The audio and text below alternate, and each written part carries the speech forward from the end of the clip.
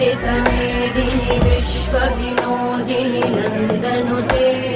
गिरिवरविन्द्यशिरोधिनि वासिनि विष्णुविलासिनि जिष्णुनुते भगवति हेशिति कण्ठकुटुम्बिनि